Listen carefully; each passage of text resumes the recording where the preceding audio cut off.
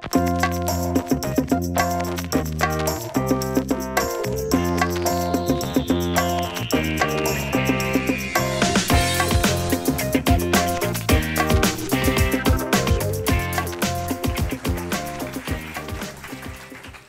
guys, can you hear me? Okay. All right. Is that good? Okay. I'm shit with mics, so sorry. Bear with me. Okay, great. Awesome. So thank you very much for being here. Thank you, David, for asking us to come. And I don't know if you guys know, but this week is Computer Science Education Week. And so that's the reference that David was making. It's a pretty busy week for us. This is sort of the climax for us every year. And so it has been interesting. And I'll get into that a little bit. So when David reached out, he actually asked me to do a write-up of a description that could be put up on the website, so you guys, when you make the decision to come or not, you have some information about who I am. So I started writing it down, and my first pass at it, when I was reading it back to myself, I wanted to come across as this multifaceted, amazing person who likes to travel and does photography and likes writing. And as I was reading it back to myself, it started sounding a lot like an online dating profile. So I scrapped that because I don't think that's what this is about. And so then I started from scratch again. And the next time I did my write-up, David, you probably don't know the crazy that happened before I sent that email to you. The second write-up just ended up being like my LinkedIn profile, which was really me defining myself as I am what I do. And I actually picked the most stereotypical clip art I could find in PowerPoint, because this about sums up how boring that write-up was and how cliched it was. So, not a good idea to start a creative morning with something that boring. And so then I did a third write-up, and this time I sort of went totally meta. Went super abstract, like what is identity anyway, and what is creativity? And I kind of realized that I come across very, very stoned in that write-up. And so that's not a good idea. Although I have to say, creativity and mind-altering substances go really well together. And so that started essentially the thought process that is this conversation. And I started examining the various labels that I've associated with and related with as a person. And I didn't do a write-up for each of them, but there were so many things that were coming up for me. Like, these are things that other people have told me I am. These are things I've associated with at some point or another. But a lot of them are contradictory. For instance, I like to dream. And I also like to get shit done. And very often, these two things aren't associated with the same person. And each label that I examined ended up being something that defines me at a point in time, but doesn't capture the entirety of who I am. And the only label that I could find that fits the creative spirit that I carry within me is that at the end of the day, I'm a possibility for whatever, right? And that, to me, is really the essence of creativity. I also want to acknowledge or admit, make a confession, that growing up, I was a huge Star Trek fan, and my favorite entity and role model entity was, does anyone recognize this? The Borg. Do people know what the Borg is about? It's about curiosity for what is not known. Understanding, analysis, internalization, and assimilation. I don't support the annihilation of species part, but The rest of it is pretty close to what I've aspired to be. And my biggest realization in this, preparing for this talk, thank you, David, for letting me have this insight, was that, you know, I've had a lot of traditionally creative pursuits like art and painting and music and all of that. But my biggest creative canvas has been my identity and this constant process of reinvention, and not defining myself as a constant, but as this ever-changing, ever-evolving being. And so, you know, it's hard for me to talk about creativity as a constant because I've been evolving the entire time, so my relationship with it has also evolved, and it's meant many different things to me. And, you know, when I was preparing for the talk, I did a bullet list of, like, a period of time in my life, what creativity meant, and what was the external manifestation for it, because, you know, I'm trained as a product manager, so I think in bullets. But we have a lot of time to spend together, so I decided instead of giving you the bullets, I'm going to give you the story version of it. I hear that's better. So let's see. I was born in a pretty crazy house, and not like romantic comedy crazy. I'm talking like batshit crazy. And what I mean by that is, you know, I come from a family where there's just this impossible set of expectations that you can never meet. So you're set up to fail right from the start. And as an adult, I'm okay with it. I know I have tools to deal with that. But as a child, it created a fairly hostile and unpredictable environment to be in. And I found this picture of my dad and that sort of arch of the eyebrow. That's basically saying, you have let me down. So the way I chose to deal with that as a young kid was I signed up for every possible class I could find after school, whether it was horseback riding or music, and I'm shit at music, but you know, I signed up anyway, art, anything to get out of the fucking house, right? And so creativity for me actually was accidental. It started as an escape from a physical environment that was unsafe and unpredictable.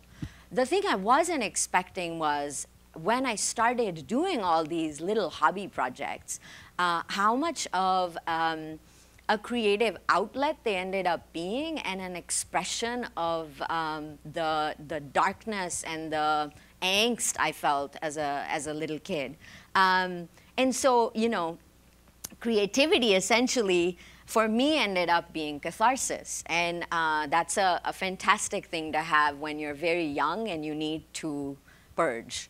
My favorite thing to do when I was a little girl was to go to my best friend's house, and we would sit in her room and we would just draw for hours. And I actually pulled up a few pictures. I would do portraits of her and she would do portraits of me. So this one there is my portrait of her, and this one there is her portrait of me. And I loved having this creative outlet with her because we have very different styles. I like just putting stuff out there and being done. In 2 hours, I'm done. She is very detail-oriented. Every line has meaning. Everything gets redrawn like fucking 7 times. But I think that push and pull between our styles is where the creativity went from good to fucking awesome. At least I thought so at the time. But you know, so the plan by age 10 was I was going to become an artist. I loved oil paintings because they take forever to do and they're layered and there's texture. But then at age 12, my dad died. And that was a bit of a curveball, little bit. And you know, the first thing that happened was the emotional bankruptcy, because losing a parent when you're very young, regardless of what relationship you have with your parent, is pretty disruptive. The second thing that happened was you know, we went from being fairly well taken care of and protected from the world to being quite poor. And that sort of financial bankruptcy was very difficult to deal with. And the third thing that I didn't expect, but in hindsight I'm glad it happened, was a lot of your friends and your network is actually a function of the context that you share with them. So when you are not at the same financial playing field, it's not the same anymore, you lose your social context. And so there was social bankruptcy. And that's when, you know, I mean, wow, it's like so sad. Don't cry for me, because I'm actually really happy it happened, because it kind of propelled me into a form of creativity I didn't know of before, which I refer to as hustle. When you have very little, it's incredible the shit your mind comes up with to get what it wants. Resource constraint is a phenomenal way of tapping into creative power of a very sort of deep, visceral nature. And you know, that's actually one of the reasons why I joined Code.org, is because I had worked at, you know, Microsoft and Amazon, big companies, infinite resources, or it feels like it's infinite resources.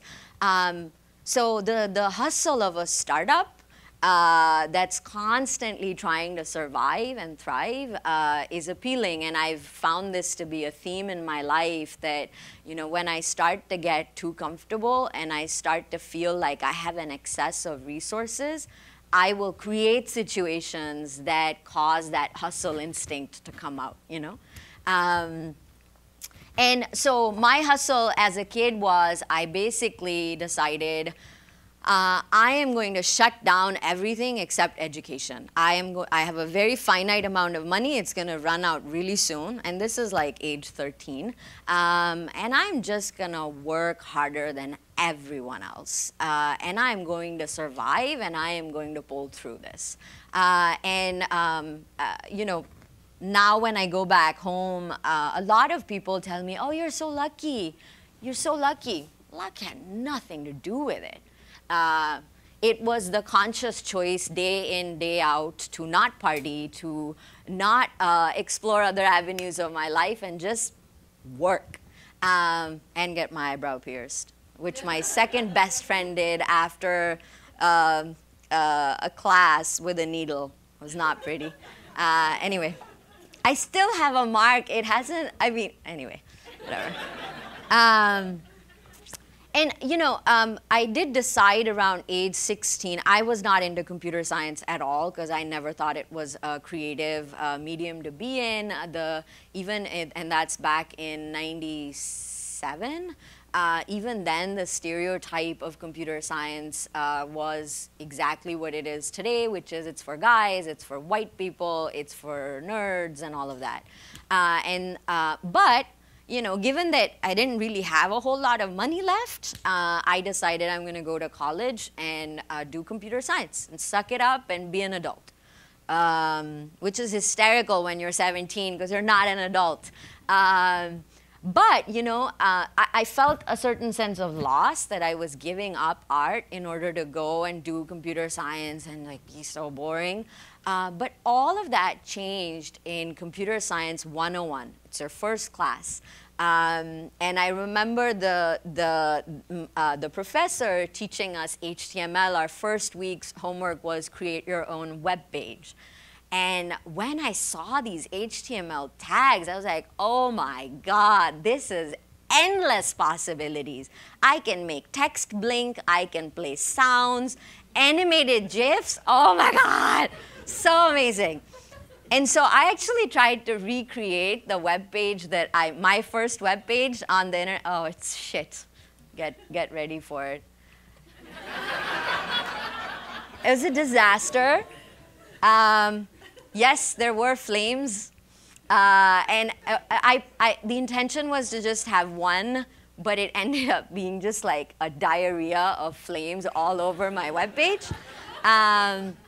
There was a lot of angst. Like the text I wrote on it, I'm so humiliated. I just left the first little bit up there, which is, you know, putting words out in the ether, and for anyone who's trying to understand, is anyone out there?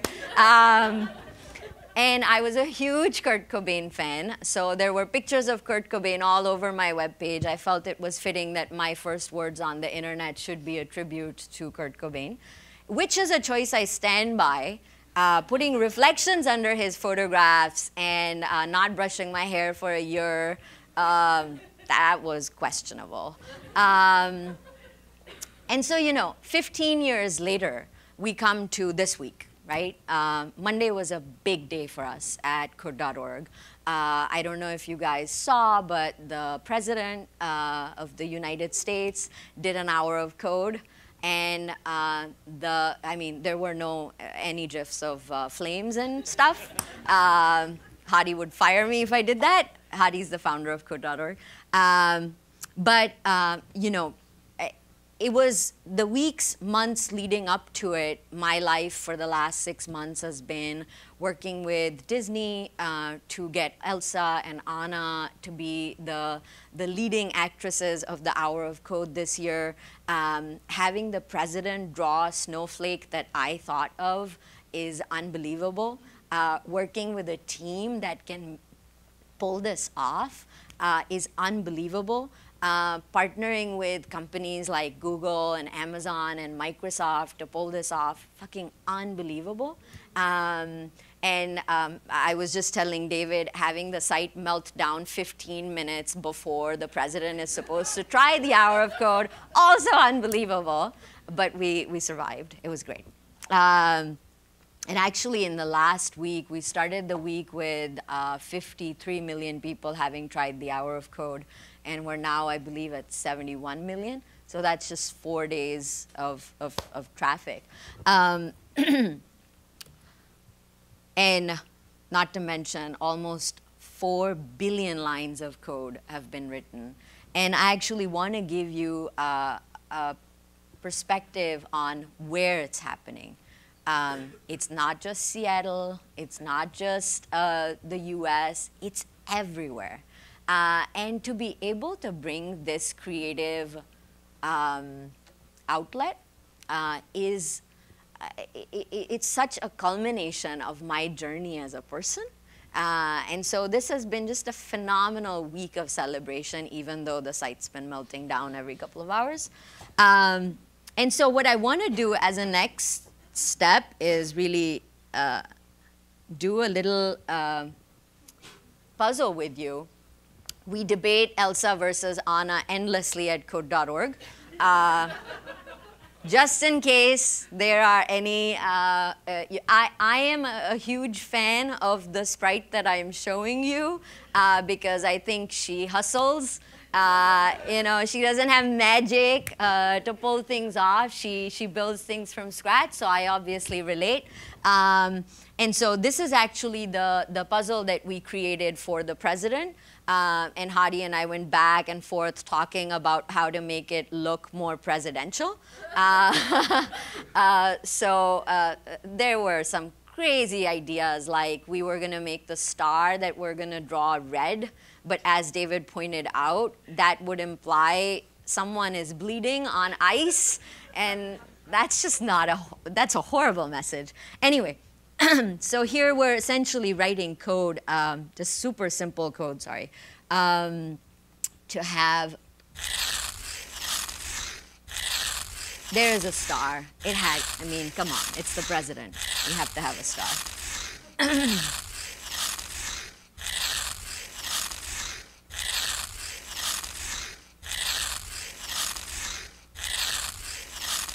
By the way, this sound gets annoying after 5 seconds. Imagine having this sound play in your office for 6 months.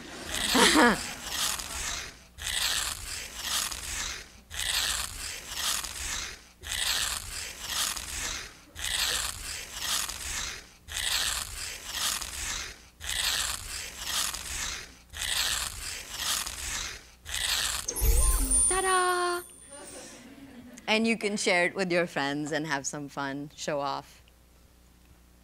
All right. The thing that's sort of obvious to me from the first web page to, working on stuff that 70 million kids try is that a huge part of creating art is acquiring skill. Good art requires a very strong foundation of skill. And skill just comes with practice. You have to do things over and over and over again and refine your craft. I have a lot of friends who are into photography, and it makes me sad that most of them either invest in the tools, the gadgets, like I'm just gonna buy a new lens and that'll fix everything. Or they are interested in, I'm gonna go and put myself in an environment and the pictures will just take themselves, right? Understanding the science makes your art so much stronger, and having the discipline to acquire the skill in a structured way and practice it and refine it, that's ultimately what education is as far as I'm concerned. And my interest in education is primarily because it gets you to the point where you can creatively express yourself. And the next thing I want to kind of talk about is when I arrived in the US, this was, 14 years ago. My first realization was I was going through immigration, and everyone talked like people on the TV, because I'd never spoken to an American before. It's like, oh my God, they talk so funny. In time I realized they thought I talked funny because they all talk the same way, you all. People drove on the wrong side of the road. And in time I realized wrong is just perspective. It's not a direction. And this has become a little bit of a metaphor for me in life as well. I like going the wrong way now. In some way or another, in some aspect of my life, I have to pick the wrong way, because that's where the adventure happens. That's where that creative stretch happens. That's where the learning happens. But it has been, to me, being an economic immigrant has been the most disruptive and also the most educational experience I could have given myself. It was fucking hard. I hope some of you take the time to live in another part of the world. The UK does not count. It's too close. Everyone speaks your language. Ultimately, the meta point of this whole immigration experience to me was disruption. Disruption has been a huge theme in my life. Sometimes earlier in life, it happened to me, like losing a parent, losing money, things like that. And in time, it has become something that I consciously do to myself. There's constant disruption in my life. Many of my more normal friends think I have demons, and I am very grateful for my demons. I'm just gonna, one of the things that's super funny to me is, do you guys know that, like, when you're an immigrant, you're actually, your technical term is alien? Right. It's an incredible experience of self-discovery when you land somewhere and are called an alien, where you've never related with yourself as an alien. That's not a label you identify with. The reason why I bring this up is because, like I was saying, it's coming back to the theme of reinvention as a person. My first day here 14 years ago, I felt like an outsider. I saw a lot of people around me that had a similar story, and they chose the path of making their world smaller and sticking with their kind, and sticking with people that shared their language, their cultural context, their stage in life. And to me, because of the story that I've already been a part of, that's just almost never an option. And so I decided to figure out how, as an alien, I could assimilate in this environment and function here. everything changes from how you dress up. Like my first 5 years, I look at pictures like, what the fuck was I wearing? Jesus. But that transition from alien to citizen for me has been a phenomenal creative pursuit. I have learned so much. Sometime, I tell my team, most Monday mornings we have a little meeting, a team meeting, and I tell them humiliating stories about myself and my immigrant experience. And those to me really, they are very humiliating when they happen, like showing up at an NRA conference without realizing what the NRA is, and then spending a weekend shooting guns with like 15 guys, and they were as confused as I was, but it was amazing. Showing up at assisted living, not knowing it's for senior citizens. That was fun. Doing a sweat lodge and not realizing that everyone there after the sweat lodge is going to partake in mind-altering substances that I've never even heard of, and just going with it, right? Just going with the flow. When your instinct says resist, just keep going, you know? And the latest in my sort of journey has been the decision to go from big company to small company. Like I was mentioning, my entire career I've worked at massive companies that already have established themselves and have a track record of success, like Microsoft and Amazon. And when I decided to quit that and join Code.org, a lot of people told me I was crazy because, you know, I was on a path and the path is great and, you know, there's so much waiting for me. And to me, somehow, the path I was looking at was one of inertia and complacency. I've had a fantastic time at Microsoft and Amazon, but what was ahead was more of the same. And when it's more of the same, you're not exploring parts of yourself that could be explored if you just threw yourself into something completely different. So going from a company of 90,000 people to a company of 30 people has been so humbling, and it has brought back the hustle in such a big way. We are 14 engineers, and we've written code that 70 million people have tried. And that's, to me, the ultimate hustle, right? And so I think I'm repeating myself at this point, but I cannot emphasize enough, education isn't just about taking a course online. It's not just about going to college. It's about having that mindset of exploration, right? One final thought before I wrap up. So I started doing photography almost 10 years ago, and these are my first few shots that I took with my big-ass camera, and I think of them really as photography porn, right? I took the landscape picture. I took a picture of Paris. I found the oldest lady I could while I was traveling, and I took a picture of her. Flames, ooh, flames, light, yay. Oh, shit, there's a theme here. There were flames on my webpage. Shit. Okay, lots of flowers, you know, depth of field. And I remember the friend who got me into photography, when he looked at my first crop of pictures, he was like, oh my God, these are all postcards. Like, you need to throw them away. No, you don't. That's part of the creative process. If you have a picture in your mind, you need to take it. If you have an itch that needs to be scratched, you need to scratch it. That's your creative process. And the thing that stops, and I'm very opposed to this, is people keep saying, think outside the box. What fucking box? Outside the box is another box, and outside that box is yet another box. There is no such thing as original thought.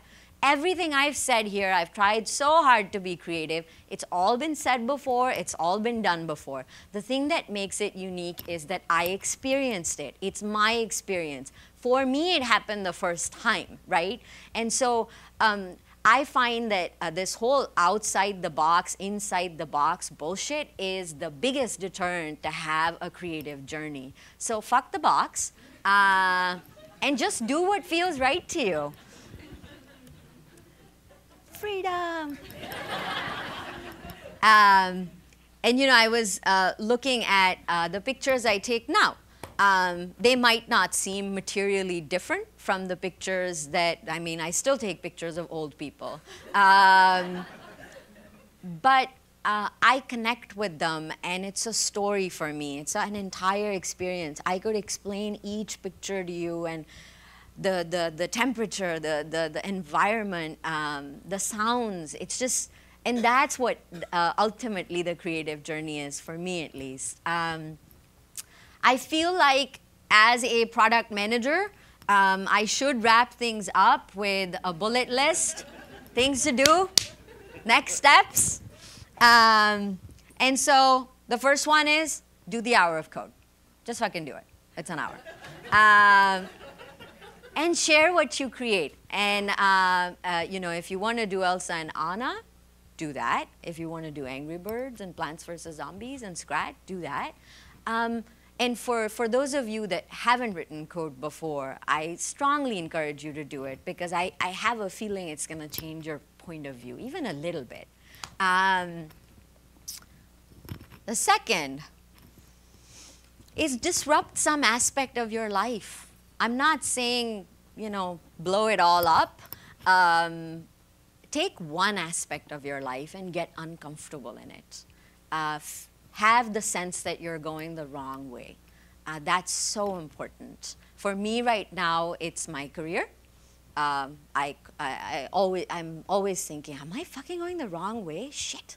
And that's great. That's exactly where I want to be right now. In the past, I've done the same thing with God. I've done the same thing with who I am culturally, what my identity is, who my community is.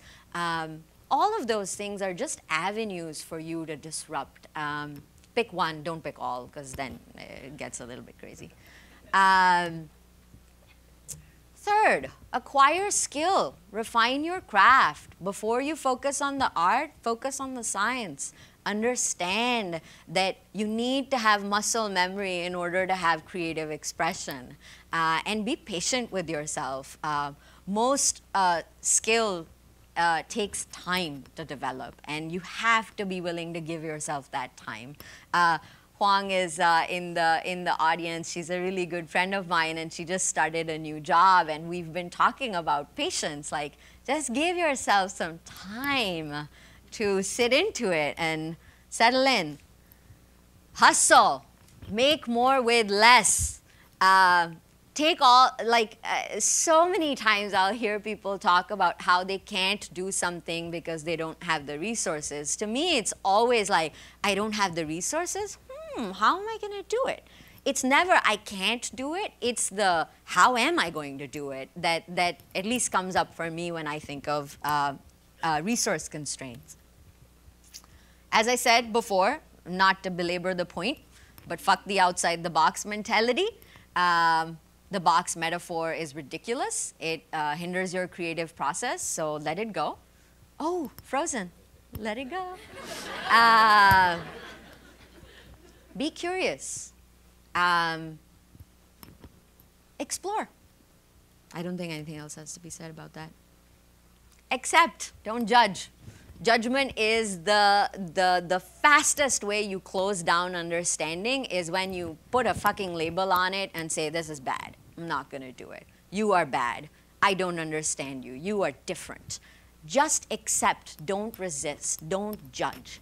Because you lose out on such phenomenal opportunities for learning and education. In computer science, being a woman, I felt this over and over and over again, this preemptive close, this judgment that because I'm a woman, I don't know what the fuck I'm talking about when it comes to technology. I was recently buying a TV with a friend, a guy friend, and the guy at Best Buy just kept talking to my friend. Wouldn't even consider the fact that I had a point of view on it. And, you know, for me, anger came up, and I wanted to judge him, like, you motherfucker, I know more than you do. But then I just accepted the fact that there's a bias here, and I have an opportunity to make this a learning moment. And I'm just going to show up as myself and ask questions and share and learn something from him, because I'm sure he has something to offer. And maybe he'll learn something from me as well. And the last thing that I'm going to say is, ultimately, be a possibility. Don't limit yourself to an identity that's constant, because life is about exploring who you can be, and that's not one answer. That's an infinite number of answers. So that's my talk. Thank you.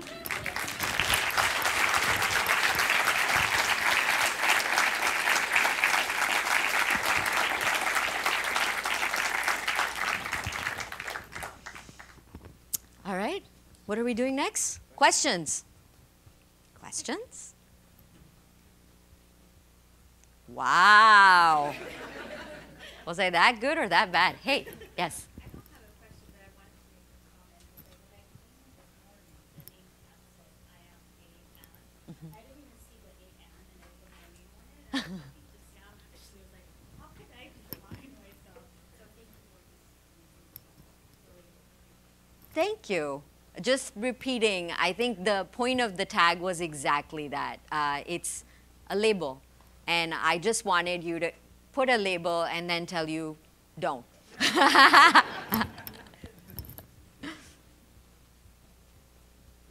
Any other questions? Yes, David.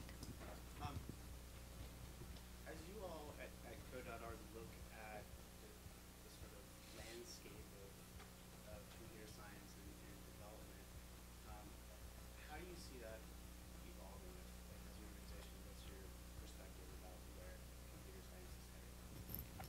Sure. So David's question is, what is our perspective as Code.org about computer science and how it's evolving? So it's interesting. Computer science, I think, 10 years ago was optional. It was limited to products that had to do with computers. And now that's just not true, because everyone is on computers. So every product and every service has to have some element of technology built into it, whether you're dispatching cabs or figuring out why birds fly in the format that they do, or running simulations. Like whether you're doing art or research or any field of science or solving any problem really at scale, technology is a huge part of it. And so, at Code.org, really, when we look at the opportunity gap, it's amazing that 70% of technology, computer science related jobs are actually not in the technology sector at all. They are in all these things that we don't even associate with technology, like you're trying to buy maternity clothes. There's Zulily for that. And it's not a technology company, but the backbone of the company is technology. And so the way we think about technology and computer science is the opportunity gap is going to keep getting bigger. And unless there is a global movement to try and address that gap, we are going to continue in the path that we're on today, which is the gap gets bigger and bigger and bigger, and it's only getting filled by white, male, middle class, upper middle class, and higher. And so I've seen just in the last 5 years a lot of focus from the technology industry itself to try and reverse that trend, have it be more pervasive, more available, not be vocational, but rather be foundational. So be in schools, just like you're learning math and English, you are also learning computer science. And that's a huge part of what we do. The hour of code and all is just a 1 week exercise. The rest of the 51 weeks of the year, we're actually building courses that we work with districts to get them into school. So elementary school students, middle school students, high school students are learning computer science just as a part of normal education. So with with the technology industry betting on this reversal of pattern happening, with organizations like Code.org existing and providing education for free, having no barrier to entry, at least as far as we can manage, and the fact that the demand is just pushing the supply side of the conversation, I feel very optimistic that 10 years, 15 years down the road, the gap would have been bridged, and hopefully bridged in a more diverse way than it has been in the past. Yes? So you seem like a very diverse person. You said you went into code, but originally you're artists, and it seems like you have so many different interests. Like, did you really spend the first, 15 or however many years of your career coding? Like, you were at Microsoft and Amazon. Is that like the path that you chose, or like I'm kind of imagining that you were doing other things, and like how did that go? Or Got it. So the question is, I come across as a diverse person. Online dating profile. I come across as a diverse person. Have I actually spent the last 15 years doing coding, and have I had other interests along the way? So the answer is I did start as a developer at Microsoft, and I did that for a while. And then I moved into product management, which is more defining the what of what we're going to build rather than building it, and getting my developers coffee when they need it, and listening to them when they're upset, and just kind of basically being the glue for a team. And the way I think of good product management is it's invisible when it's great. To me, computer science is actually much more than coding. It's a way of thinking. It's a computational analytical thought process. And I think that predates computer science, because computer science is based on the principles of logic, right? So I think computer science as an industry is defined very narrowly in that it is programming. Programming, to me, is 1/10 of what computer science is. 9/10 of it is all these other skills that we already use in other parts of our lives. Creativity being a huge part of it. So for instance, over the last year, my team has built almost 80 hours of curriculum that kids are going to use in classrooms, and that curriculum is puzzles. Every puzzle, I mean, it's over 500 puzzles. Coming up with 500 puzzles, I don't know what's more creative. So, there have been many creative experiences in the context of work. Another example I want to give you is, like I was mentioning, Monday morning, 4, 5 a.m., we realize our servers are melting and we just can't handle the scale. That's creativity in action, because you have very limited resources. There's a lot at stake. The opportunity to fuck up is infinite, and it's in a very visible way.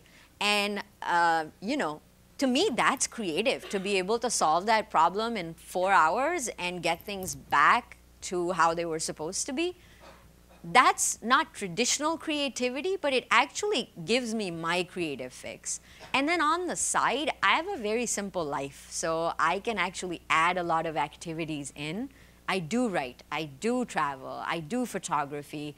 I always have a little hobby project going on the side, but that's mostly to diversify how my day looks, and less about being starved creatively and needing to seek it outside of work. I hope that answers your question. Ish? yeah. One more.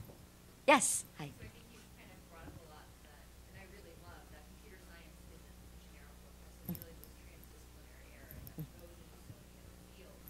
I wonder, for Code.org, when you're looking ahead and how you're explaining that, kind of what level do you start explaining that the math class goes with the computer science class, Right. the physics class goes with it, and the English class goes Right. with computer science. Right. How are you kind of approaching letting, I guess, for the educational aspect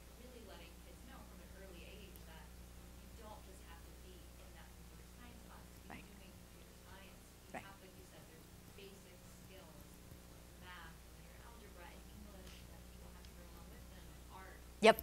What are you, I guess, kind of what's your plan for that outside of the puzzle?